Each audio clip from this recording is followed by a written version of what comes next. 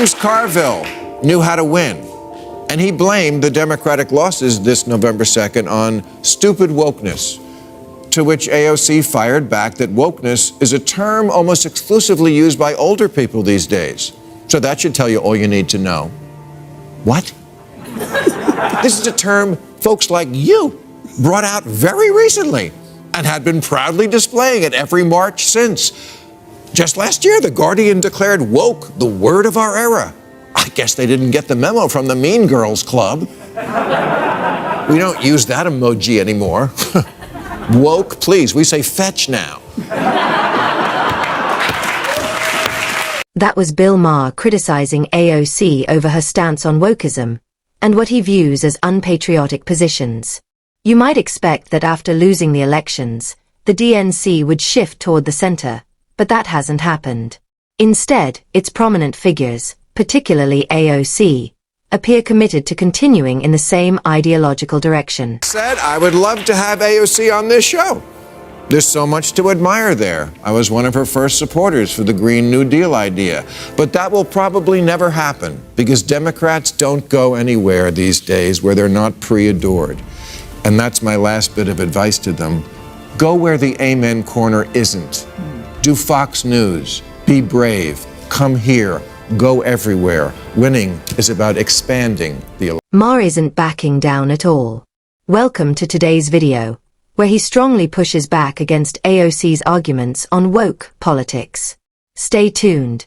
It's shaping up to be a heated discussion. An opportunity to remind voters how lame and clueless and hopelessly uncool they are, especially since those are the ones who actually vote. But okay, fine. What word would you like us to use for the plainly insane excesses of the left that are not liberalism, but something completely different? Because you can't have that word liberal from us and think it should cover things like canceling Lincoln and teaching third graders they're oppressors. That's all your new thing. This is where things get more interesting. AOC doesn't seem so much concerned with the ideas being labeled woke as she is with the label itself. It's almost like supporting the substance while trying to avoid the branding. In that sense, even as she distances herself from the term, she still comes across in a way many would associate with it, and that's the contradiction Maher is pointing to. His criticism isn't just about word choice. He's also challenging what he sees as a broader political circle that prefers to describe itself as progressive, while moving further away from older, more traditional liberal positions. Maher's core argument is that classical liberalism was rooted in open discussion, practicality, and responsiveness to public opinion. In his view, what some modern progressives, including figures like AOC, represent is something different. A more rigid, morally charged style of politics that can feel less flexible and less focused on compromise than the liberal tradition it claims to continue. A more pertinent question to ask about the word woke might be, why in such a short time has it gone from a rallying cry to a pejorative? If the word only made you think of rational, deserved causes like teaching a less whitewashed version of American history, AOC would still want to own it. But it's a joke because it makes you think of people who wake up offended and take orders from Twitter, and their oversensitivity has grown tiresome. That said, critics argue that figures like AOC and Bernie Sanders don't reflect traditional liberal values such as free speech, open debate, and pragmatic policymaking. They also point out that the original idea of being woke was about staying aware of real social injustices, but that over time the term has evolved and taken on broader, more controversial meanings. From this perspective, what started as a focus on awareness has expanded into something that some people feel is more about cultural signaling than practical outcomes. Supporters of this view say it can sometimes prioritize language, identity debates, and ideological correctness over policies aimed at improving everyday conditions for working-class Americans. In that framing, commentators like Maher argue that this shift is part of why modern progressive politics can feel disconnected from the kind of liberalism centered on broad appeal, compromise, and tangible problem-solving. that said, I would love to have AOC on this show. There's so much to admire there. I was one of her first supporters for the Green New Deal idea. But that will probably never happen because Democrats don't go anywhere these days where they're not pre-adored. And that's my last bit of advice to them. Go where the amen corner isn't. Do Fox News. Be brave. Come here. Go everywhere. Winning is about expanding the election. For those who've been following this channel over the past few months, you'll know this isn't the first time Bill Maher has invited Democrats onto his program. He's repeatedly extended invitations and even called attention to the fact that many have not taken part, despite the open door. Some observers say this comes down to his interview style. While Maher is a Democrat himself, he's known for asking direct, sometimes uncomfortable questions and challenging guests, rather than simply echoing their talking points. Supporters argue that this makes for more honest debate, while critics feel his approach can be overly confrontational. As a result, there's a perception among some viewers that certain political figures may be hesitant to appear on his show, preferring more controlled environments where discussions are less unpredictable. On the other hand, Maher's audience values precisely that unpredictability, seeing it as part of open political dialogue. You can give the people all the goodies Joe Manchin will allow, and it doesn't seem to buy their love. Why? Why is the party that supports so many issues that benefit the middle class still considered out of touch by 62% of Americans? In plain English, nobody likes a snob. Hillary Clinton didn't have anyone on rural research or outreach when she ran in 2016 until the race tightened just before the election. Then they hired one. And where was his office? Brooklyn. True story. Politics is local, not locally sourced. It's not artisan. It's art and Stan. Critics argue that the Democratic National Committee has, in recent years, leaned more into political messaging and symbolism rather than focusing on the day-to-day concerns of average voters. From this perspective, rather than prioritizing widespread economic and practical issues, attention is sometimes seen as shifting toward the most vocal and ideologically driven segments of the party's base. Bill Maher has, in his commentary, emphasized what he views as a fundamental principle of politics: staying connected to voters' real-world concerns and focusing on practical solutions. He often describes politics as something grounded in local, everyday issues rather than abstract, ideological battles. Within this framing, some critics point to figures like Alexandria Ocasio-Cortez as emblematic of a broader tension between ideological advocacy and practical governance. Supporters of Maher's view argue that this shift can create a disconnect between political leadership and everyday priorities such as cost of living, jobs, and public services. The overall critique, as presented by Maher and others who share his perspective, is that rebuilding trust with voters requires a stronger focus on tangible problem-solving and less emphasis on symbolic or performative politics. Our microaggression culture doesn't play in the Rust Belt. If a staffer hands you a speech that says menstruating people instead of women, don't say that.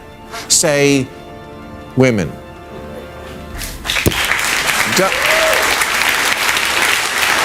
Don't put anyone fresh out of college in charge of the campaign. They've been given participation trophies their whole life. They don't know how to win. In his commentary, Bill Maher continues outlining what he sees as broader political and cultural missteps that have hurt the Democratic National Committee in recent elections. He doesn't hold back in his criticism, arguing that parts of the modern progressive movement have drifted away from how many everyday voters understand key issues. One of his recurring points is about language in gender-related discussions. He criticizes the use of more clinical terms like birthing people or menstruating people, arguing that they feel unnecessary or alienating to some members of the public.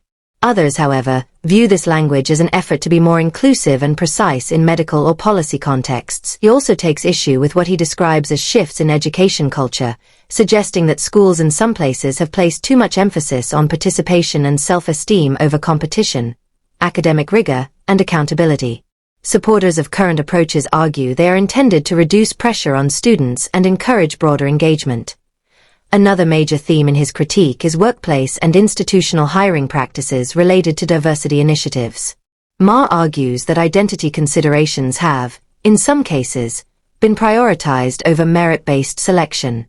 Supporters of these policies counter that they are designed to address long-standing inequalities and expand opportunity for underrepresented groups. Overall, Maher frames these trends as part of a broader ideological shift that, in his view, risks disconnecting the party from mainstream voters and contributing to political backlash. I know every fiber of your being tells you the people you really want to reach are Guatemalan teenagers and bloggers in Gaza, but they can't vote. To a lot of folks in America, you come across as the cares about everybody but me party. And it doesn't have to be that way. You can find ways to stand up for these folks without being David Duke. This month, when the Democrats finally passed their big $1 trillion bill to rebuild our roads and bridges, 6 Democrats voted no because it didn't go far enough to address climate change, which I'm sure is true. What does? But this was free money from the federal government that would actually improve their constituents' lives. I can see a voter saying, you know, squad, I agree with you on climate change. But as long as it is happening, we also need money for getting the water pumped out of the sun. In his commentary, Bill Maher argues that the Democratic National Committee has at times appeared more engaged with international or global humanitarian causes than with some domestic concerns facing American voters. From his perspective, the party often shows strong public support for issues abroad, such as humanitarian crises in regions like Gaza, Afghanistan, or Central America, while sometimes appearing slower or more divided when addressing domestic priorities like infrastructure, housing, public safety, and cost of living pressures. Maher has also criticized specific legislative disagreements, including instances where he believes large funding packages were rejected or stalled due to disagreements over priorities such as climate policy. He argues that, in those situations, it may have been more practical to pass immediate domestic funding and address broader policy goals separately in later legislation. Supporters of the decisions in question, however, argue that climate-related provisions and other policy conditions are central to long-term planning and cannot easily be separated from broader funding measures. They see such negotiations as part of the normal legislative process rather than ideological rigidity. Overall, Maher's point is that political compromise and incremental progress are essential in governance, and that overly rigid positions, on either side, can make it harder to deliver immediate results for constituents. There's abortion, a difficult issue for the Democrats to lose on, but they're trying. For decades, liberals have said if only men could get pregnant, this wouldn't even be an issue. And abortion rights are women's rights. Well, that's wrong now. Or as the kids say, hold up. When the wokey end of the progressive spectrum talks about abortion now, they shy away from that word, women, and prefer terms like birthing people or people who menstruate, because somewhere there's a trans man who's pregnant, and I say good for him, and I'll be looking for his story somewhere in a future issue of Ripley's Believe It or Not. Debates around gender identity and language have become one of the most controversial cultural issues in recent years. One point often cited in these discussions is the idea of pregnancy in transgender men, people who are biologically female but identify as male and may still be able to become pregnant. Supporters of inclusive language argue that terms like pregnant man can be used in specific contexts to acknowledge these experiences, while critics say the phrasing conflicts with common biological understanding and can be confusing to the general public. This debate has also extended into symbols and digital communication, including emoji updates that reflect a wider range of gender identities and family structures. Supporters view these changes as an effort to make representation more inclusive, while opponents see them as unnecessary or overly ideological. As these cultural shifts have developed, public reaction has been mixed. Some people welcome the changes as progress toward greater inclusion, while others express concern that the pace and framing of these updates can feel disconnected from traditional language and norms. The broad attention, as commentators like Bill Maher often point out, is less about any single term or symbol and more about how quickly cultural language is evolving, and whether public discourse is keeping up in a way that allows for open debate without polarization. This week, an 85% Latino congressional district on the border with Mexico, which had always voted heavily Democratic, flipped to the red team. And the campaign manager for the losing Democrat said, "We gave up a reliably Democratic congressional seat for no reason at all. We deserve to know why." Well, aside from your terrible attitude,